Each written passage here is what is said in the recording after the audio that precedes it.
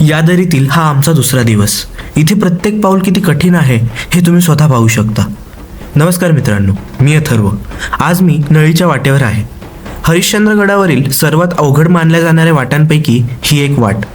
आज आम्ही माकडनाळ आणि नळीची वाट असा संपूर्ण ट्रेक पूर्ण केला. प्रचंड वारा आणि उडणारी धूळ आणि मोठा कातळ खडकाचा पॅच, सगळं कसं आव्हानात्मक होतं. या सगळ्या कठीण परिस्थितीतही माझे मित्र हसत गात गाणी म्हणत उतरत होते. या सगळ्या आनंदामध्येही आम्ही सुरक्षिततेची तेवढीच काळजी घेत होतो. इथे रॅपलिंगही करावे लागते. नुसतं रॅपलिंग करून चालत नाही, इथे प्रत्येक पाऊल काळजीपूर्वक टाकणं गरजेचं होतं.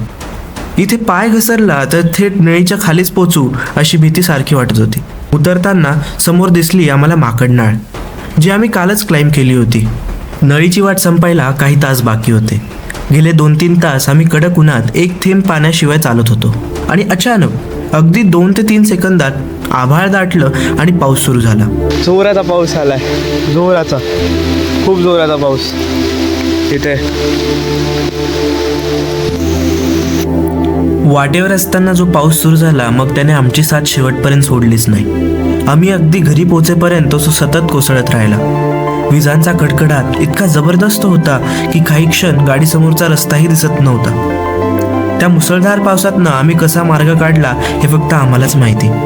तुम्हाला जर हा व्हिडिओ आवडला असेल तर याला लाईक करा आणि शेअर करा. लवकरच याचा मोठा व्हिडिओ मी तुम्हाला यूट्यूब चॅनलवरती घेऊन येत आहे.